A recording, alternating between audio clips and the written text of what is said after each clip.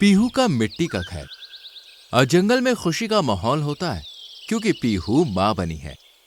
लो मीनू मौसी, शर्माओ नहीं, आज तुम 4 लड्डू लो। मैं पापा बन गया हूँ। आज मैं बहुत ज्यादा खुश हूँ। क्यों नहीं? 4 क्या, मैं तो पूरा डब्बा ही ले लूंगी। अरे वाह मौसी, तुम डब्बा ले लोगी तो बाकी लोग क्या खाएंगे? माना आपको लड्डू पसंद है, लेकिन दूसरों को भी उतने ही पसंद है, तो सबकी बारी आने दो। चिंता मत करो टिंकू, सबके लिए है, तुम आराम से खाओ। भोला सबको लड्डू बांटता है और 2 दिन बाद एक बड़ी पार्टी देता है जिसमें पूरा जंगल शामिल होता है। कैसी है पीहू? बिल्कुल ठीक मौसी, अंदर आओ। वाह पीहू, मानना पड़ेगा, भोला जी ने क्या इंतजाम किया है। चारों तरफ झालरें, जलसा कर दिया भोला भैया ने तो। अरे भाई, अभी जलसा नहीं करूंगा तो कब करूंगा? आज खुशी का दिन है, तो सब नाचो गाओ और जमकर खाओ। सब लोग जश्न का मजा लेते हैं। पीहू और भोला बेहद खुश होते हैं। इतने में एंट्री होती है लाला चाचा की। अरे लाला चाचा, कैसे हैं आप? मुझे तो लगा था आप आएंगे ही नहीं। कोई और बुलाता तो शायद मैं नहीं आता, लेकिन तुमने बुलाया है तो मुझसे रहा नहीं गया। और फिर तुम्हारे लिए इतना बड़ा मौका है, तो फिर मैंने सोचा चलकर तुम्हें आशीर्वाद दे आऊं। लाला चाचा पहले जंगल में ही रहते थे, लेकिन अब वो जंगल से बाहर एक सुनसान इलाके में रहते हैं। क्या बात है लाला चाचा, आखिरकार आज आप जंगल में आ ही गए। पूरी रात सभी जश्न में डूबे रहते हैं और फिर अपने अपने घर चले जाते हैं। अगली सुबह मौसम अचानक से रुख बदल लेता है और तेज हवाएं चलने लगती हैं। आज हवा कितनी तेज चल रही है। लगता है तूफान आने वाला है। ऐसा ना कहिए, मेरे बच्चे अभी बहुत छोटे हैं, वो डर जाएंगे। क्या? तुम भी ना पीहू, वो अभी कुछ समझ ही नहीं सकते, तो डरेंगे कैसे? मुझे नहीं पता, बस आप ऐसे मत बोलिए। वैसे भी आज सुबह से अजीब सा लग रहा है मुझे। क्यों? तबीयत तो ठीक है तुम्हारी? वैद्य काका को बुलाकर लेके आऊं क्या मैं? नहीं, वैद्य काका की जरूरत नहीं है, बस मन थोड़ा बेचैन है। अच्छा, तुम एक काम करो, आराम करो, मैं तुम्हारे लिए थोड़े फल ले आता हूँ। ठीक है, लेकिन जल्दी आइएगा। भोला पीहू के लिए फल लेने चला जाता है। उसके जाते ही मीनू, लाडू और टिंकू आती हैं। अच्छा किया जो आप सब यहाँ आ गई। वैसे भी भोला जी घर पर नहीं है और मुझे अकेले अकेले अच्छा नहीं लग रहा था। अरे तभी तो हम यहाँ चले आए। अच्छा, जैसे तुम्हें पता था कि पीहू यहाँ अकेली है। अरे नहीं, मतलब पता नहीं था, पर हम आ गए। सभी हंस पड़ते हैं। मैं क्या कहती हूँ पीहू, तुझे थोड़ा घूमना फिरना चाहिए। इतने दिन हो गए तू बिस्तर पर ही है, और वैसे भी अब तो तेरे बच्चे बिल्कुल स्वस्थ हैं और अभी ये सो भी रहे हैं। तो चल थोड़ा बाहर घूम कर आते हैं। लग तो ऐसा मुझे भी रहा है कि मुझे थोड़ा पंख फैलाने की जरूरत है, लेकिन मैं अपने बच्चों को छोड़कर कहीं नहीं जा सकती। अरे अगर ऐसा है तो मैं यहाँ रुक जाती हूँ, तुम चली जाओ। नहीं, अभी मेरे बच्चे बहुत छोटे हैं, इसलिए मुझे कहीं नहीं जाना, और जब तक भोला जी नहीं आते तब तक तो बिल्कुल भी नहीं। ठीक है, फिर जैसी तेरी मर्जी, अब हम चलते हैं। जरूरत लगे तो आवाज दे देना।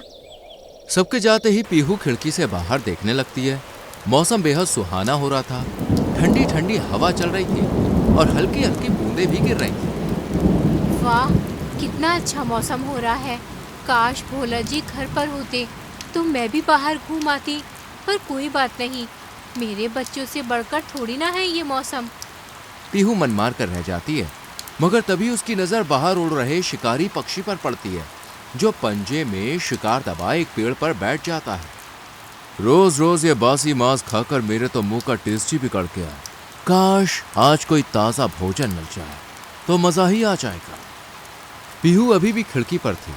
वो अंदर जाती है और अपने बच्चों को दूसरी जगह रखती है ताकि सफेदू की नजर उन पर ना पड़े, लेकिन सफेदू बच्चों को देख लेता है। अरे वाह, मुझे नहीं पता था कि आज ऊपर वाला मुझ पर इतना मेहरबान है।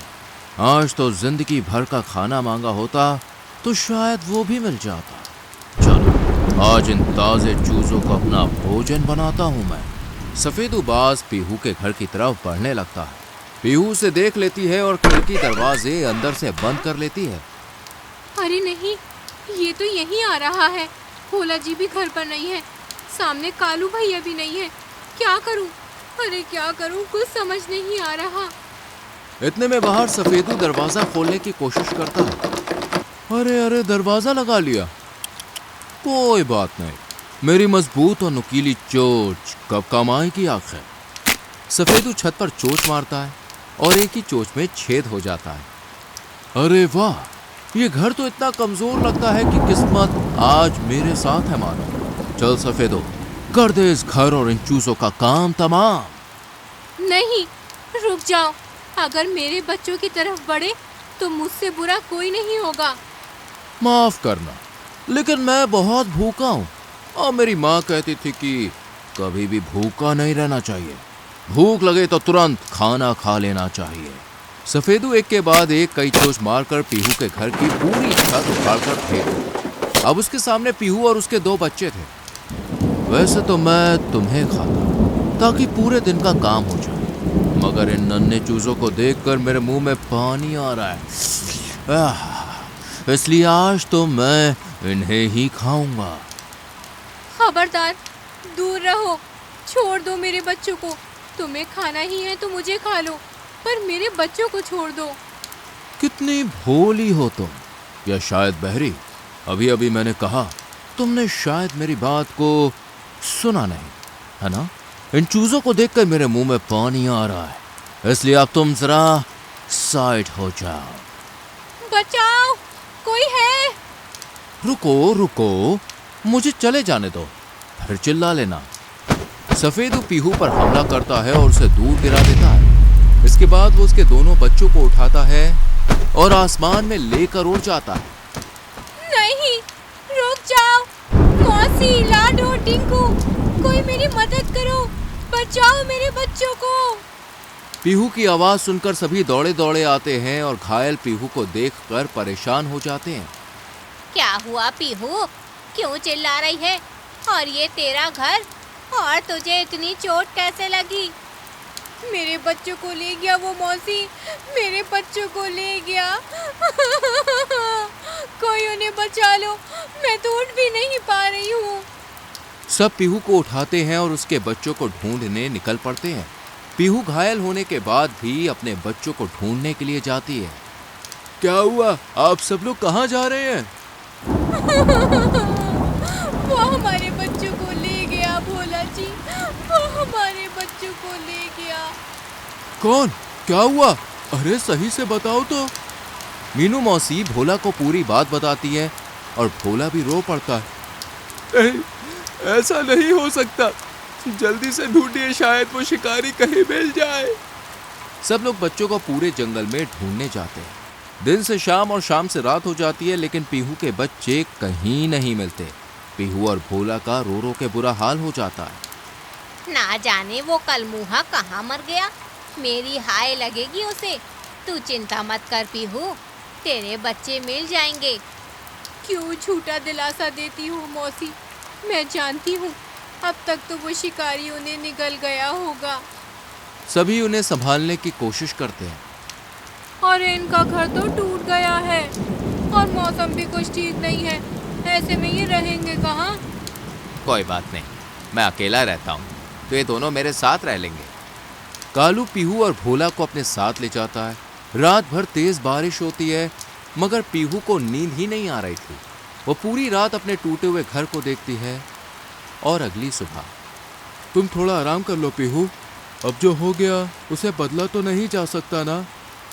ये सब हमारे इस कमजोर घर की गलती है। उसने एक चोंच मारी और छत में छेद हो गया। 3-4 चोंच में तो पूरी छत उखड़ गई। मैंने तुमसे कहा था कि घर को मजबूत बना लो, मगर तुमने मेरी एक नहीं सुनी। मुझे माफ कर दो, सारी मेरी ही गलती है। भोला का चेहरा उतर जाता है और वो अपने घर की मरम्मत करने लग जाता है। रुक जाओ, अब इस घर को मैं बनाऊंगी, तुम नहीं। तुरंत ही लाला चाचा के पास जाती है। मुझे सब पता है पीहू कि तुम्हारे साथ क्या हुआ, मगर तुम मुझसे क्या मदद चाहती हो? चाचा, मुझे एक ऐसा घर बनाना है जो आंधी, तूफान, बारिश, ओले हर मौसम में मजबूती के साथ खड़ा रहे, ताकि भविष्य में कोई शिकारी मेरे घर की तरफ आंख उठाकर भी न देखे। ऐसा है तो तुम मिट्टी का घर बनाओ। मजाक मत करो चाचा, मिट्टी का घर भला मजबूत कैसे होगा? अरे यही तो भ्रम है, किसी को भी नहीं पता कि सबसे मजबूत घर मिट्टी का ही होता है। तुम्हें इसके लिए मिट्टी, भूसा, गोबर, रेत और नीम की पत्तियां लेनी होंगी। इन सबको मिलाकर एक थोड़ा सा उसमें चूना मिलाना और फिर अपना घर बनाना। फिर देखना पीहू, तुम्हारा घर कितना मजबूत बनता है। लेकिन आपको ये सब कैसे पता? इतने समय से यहाँ पर यूं ही नहीं रह रहा, शोध करता हूँ मैं, तब पता चलता है ये सब। पीहू तुरंत ही निकल पड़ती है और सामान इकट्ठा करने लगती है, मगर हल्की हल्की बारिश अभी भी हो रही थी। ये तुम क्या कर रही हो? घर बना रही हूँ, मजबूत। माफ करना पीहू, लेकिन मिट्टी का घर बना रही हो क्या? हाँ। ये सुनते ही कालू जोर से हंस पड़ा। देखो, बुरा मत मानना, लेकिन जोक बढ़िया था। अरे मिट्टी का घर मजबूत कैसे हो सकता है? ये जो बारिश हो रही है ना, देखना इसी में ढह जाएगा ये। पीहू कुछ बोलती नहीं है, वो बस अपने काम में लगी रहती है। शाम होते ही बारिश थम जाती है और पीहू सारा सामान तब तक इकट्ठा कर चुकी थी और अब वो अपना घर बनाना शुरू कर देती है। तुम क्यों नहीं समझती पीहू, मिट्टी का घर बहुत ज्यादा कमजोर होता है। मुझे मेरा काम करने दो। पीहू लगातार काम करती रहती है और बाकी पशु पक्षी आकर उसका मजाक उड़ाते हैं। अरे मुझे तो लगता है पीहू को वैद्य जी को दिखाना चाहिए। बच्चे खोने का सदमा उसके दिमाग पर लगा है, इसलिए ऐसी बहकी बहकी हरकतें कर रही है। तो क्या मैं वैद्य जी को बुला लाऊं? चुप करो तुम दोनों। पीहू, ये पागलपंती बंद कर दे अब। देख मौसम कितना खराब हो रहा है, तबीयत खराब हो जाएगी तेरी। मुझे मेरा काम करने दो मौसी, अभी बस 2 दीवारें बची हैं। सब उसका मजाक उड़ाकर वहां से चले जाते हैं। क्यों हमारा मजाक बनवा रही हो तुम? पूरा जंगल हंस रहा है तुम्हारे ऊपर। अरे अब बंद करो ये सब। बस 2 दीवार बची है, बोला ना। तुम भी जाओ और सबके साथ हंसो, मुझे मेरा काम करने दो। भोला गुस्सा होकर चला जाता है और पीहू अगले दिन तक घर बना लेती है, जो दिखने में बेहद सुंदर था।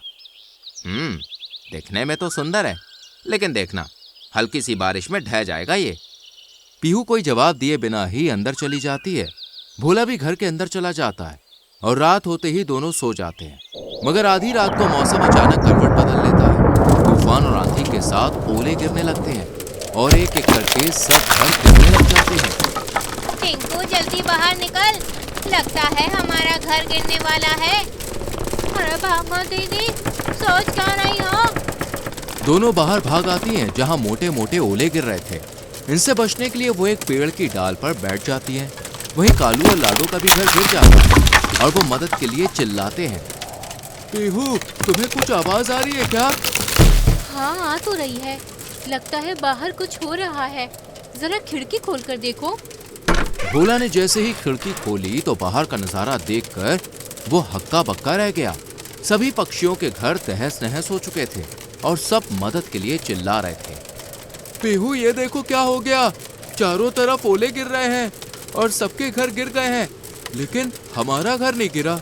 ये तो चमत्कार हो गया, हमारा मिट्टी का घर इतना मजबूत है। अब यकीन हुआ ना? एक काम करो, छतरी दो, मैं उन लोगों को भी यहाँ ले आती हूँ। बेचारे कहाँ रहेंगे इस तूफान में। लेकिन ये सब तो तुम्हारा मजाक उड़ा रहे थे ना। वो समय था, उन्होंने जो करना था किया, अब मुझे जो करना है मैं करूँगी। पीहू तुरंत ही छतरी लेकर निकल पड़ती है। मीनू मौसी, लाडो, कालू भैया, सब लोग मेरे साथ चलो मेरे घर में, वरना ये मोटे मोटे ओले तुम में से किसी को घायल कर देंगे। तुम्हारा घर मतलब तुम्हारा मिट्टी का घर अभी सही सलामत है? अभी भी है और बाद में भी रहेगा कालू भैया। अब जल्दी चलो, हवा तेज हो रही है, मैं ज्यादा देर तक इस छतरी को पकड़कर उड़ नहीं पाऊंगी। सभी पीहू के मिट्टी के घर में आते हैं, जो अंदर से काफी बड़ा और काफी खूबसूरत होता है। तुमने तो कमाल कर दिया पीहू, नामुमकिन को मुमकिन बना दिया। इतना मजबूत घर, वो भी मिट्टी का, ये कैसे किया तुमने? पीहू ने लाला चाचा वाली बात बताई और सब ये सुनकर हैरान रह गए। हमने तुम्हारे साथ बहुत गलत किया ना, तुम्हारा कितना मजाक उड़ाया और आज तुम हमारी मदद कर रही हो। जाने भी दो लाडो, वक्त था निकल गया। नहीं, हमसे गलती तो हुई है और तुम हमें उस गलती के लिए माफ कर दो। मैंने तो पहले ही कहा था, हमारी पीहू को सोच समझकर ही मिट्टी का घर बना रही होगी। तुम लोग खामखा ही उसे सता रहे थे। सब पीहू से माफी मांगते हैं और वो उन्हें माफ कर देती है। कई दिनों तक सब पीहू के घर में ही रहते हैं और तूफान और बारिश थमने के बाद सभी लाला चाचा के बताए हुए नुस्खे से अपने अपने मिट्टी के घर बनाने लगते हैं। देखो दोस्तों, ये कहानी हमें सिखाती है कि कभी भी किसी का मजाक नहीं उड़ाना चाहिए। क्या पता कब किससे हमें काम पड़ जाए। वीडियो पसंद आई हो तो वीडियो को लाइक और शेयर करें और चैनल को सब्सक्राइब करके बेल आइकॉन प्रेस करें, जिससे आने वाली कहानियां मिस ना हो।